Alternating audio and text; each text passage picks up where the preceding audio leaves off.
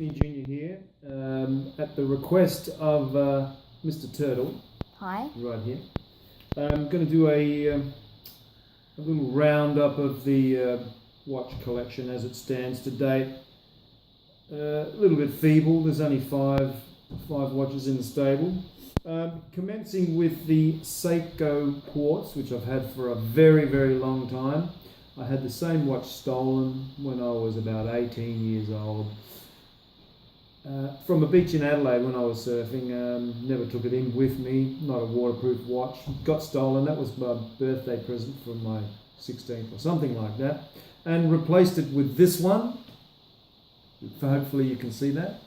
It's a lovely Seiko quartz watch, blue face. It's got the day and the date, and it's 34mm diameter, and the lug width is 17, which is a bit odd. And we've squeezed an 18mm Bond NATO onto that one. So yeah, that was the first one, still in the collection. Rolling forward many years, that's 30 odd years old, more probably. When I got interested in Swiss mechanical watches, this was my first really good watch that I purchased. I purchased this in Sydney from I can't remember, somewhere in Circular Quay. This is an Oris Classic date, as you can see. It's got a nice gouache, I think it's called, dial, and reminiscent of possibly a Rolex Explorer, which has the numerals 3, 6 and 9 plus the logo, the Rolex crown. This one is sort of similar. It has 3, 9 and 12. It's kind of a little bit Rolex Explorer-ish, but it has a date as well. I love this watch. I've had it since 2007. Bought it brand new. It came on it didn't come on this bracelet. This bracelet is from one of my other watches, which we'll talk about. MrTurtle's had his eye on this watch for a couple of weeks now, always making comments on how nice it looks, so gee whiz, might be on his wrist soon. That's number 2. Anything I've forgotten to tell you about that? It came in a nice bracelet, and the bracelet looks a little bit like a Rolex Jubilee bracelet, if you happen to know what that looks like. Pretty nice.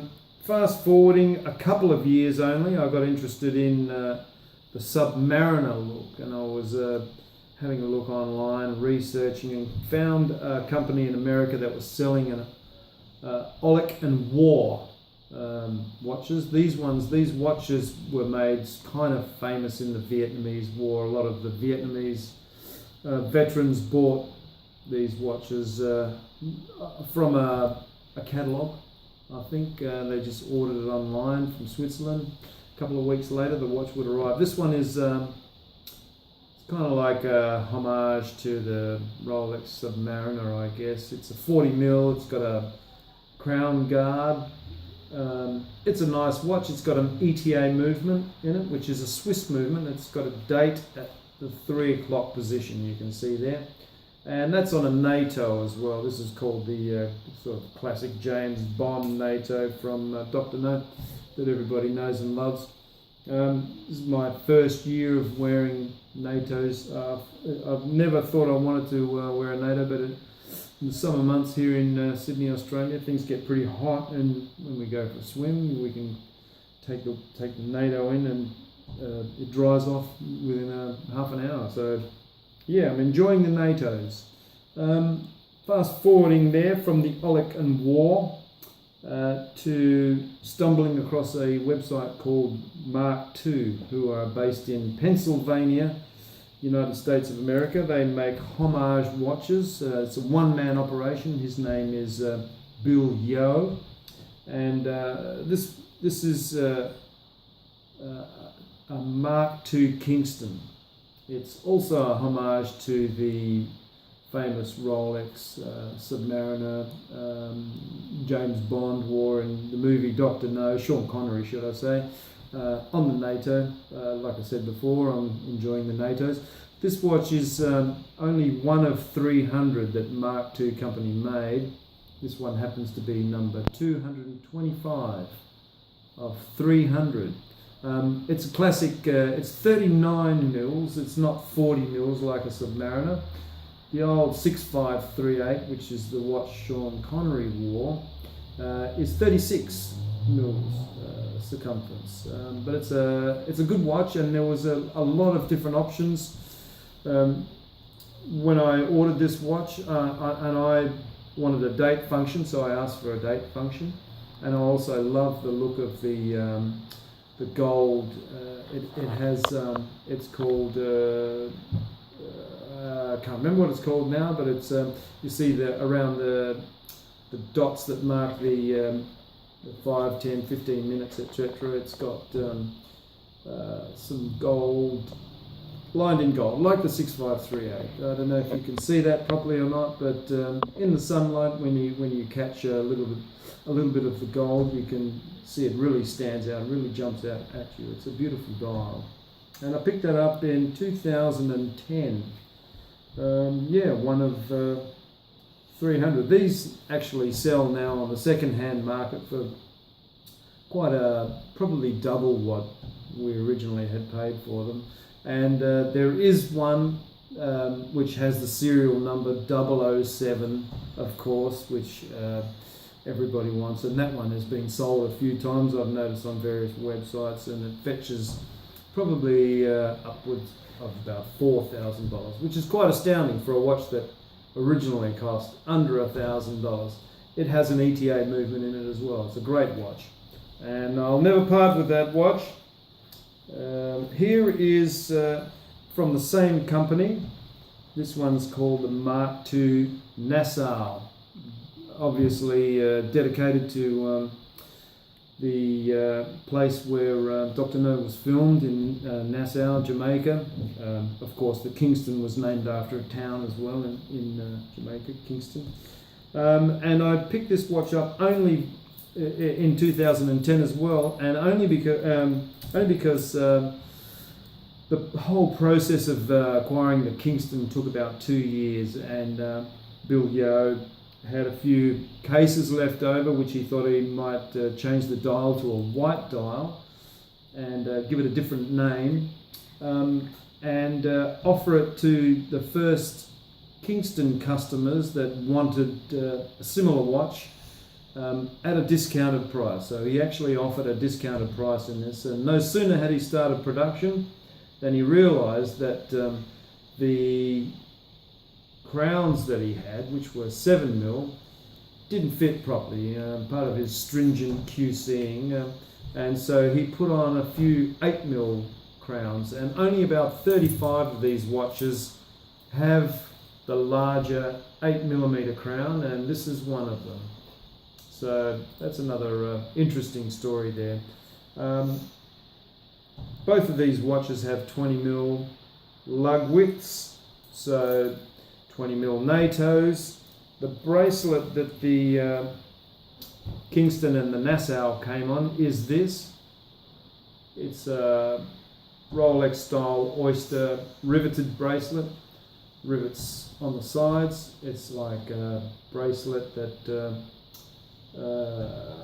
Rolex were putting on all their watches from around the 1950s, I believe. And there you have it. What do you think of that, Mr. Turtle? Which one's your favourite? The one that you actually gave me. This one? Yes. The Olicum War. This is Mr. Turtle's favourite watch. He has that on permanent loan from myself, Skinny Junior, and hoping to kickstart the collection a little further down the track. We've got a couple on the wish list. I think I have an Explorer, of course. Everybody wants an Explorer. What's a shame they don't manufacture them new anymore in the 36mm case, but they're out there on the second-hand market. What's on your wish list? Seiko SKX13. SKX013, Yep. 38mm case, nice, solid, sturdy diver's watch. You plan on going in the pool with that, doing any diving? Desk diving, perhaps. Probably not diving. Probably not diving, but definitely going in the swimming pool. And you're going to put it on. You're going to put a NATO on that. Probably. Yeah, 20mm NATO. Eh? What a good idea. Probably actually this NATO I've got on. Yeah. Oh, interestingly, here's the Oris. I've actually put the Mark II Nassau riveted bracelet on the Oris watch, just to give it a bit more of an Explorer feel. Yeah. You know, I'm pining for that Explorer. They're a bit hard, you know, a bit pricey, so I might have to pine a little longer. What, like $5,000? Oh, you know, about For the that. Explorer Yeah, one. that's right. But failing that, the other watch on the wish list would be a Rolex reference 116000. Oh god. Which is just an oyster perpetual. It's an oyster perpetual, and it is a Butte watch, 36mm, 20mm lug width, and no date. And I think I would get the blue dial, which looks sensational. It's got a little bit like that blue, I guess, if you can see that. Can't see that through the scratched up plexiglass. But yeah, the blue one of those, and it has, I'd definitely get the one with the 3, 6 and the 9 indices and the Rolex crown on the top. So that's about the state of the collection. Until next time, swapping and changing, probably by about March, I'd say the Kingston and the Nassau will be on bracelets again. Well, the Nassau is actually on the Olic and War bracelet, which is actually a little bit rattly, but we won't say anything about that. It's a little rattly as compared to the Mark II bracelet, which is a beautiful piece of machinery, I'd say. Yeah.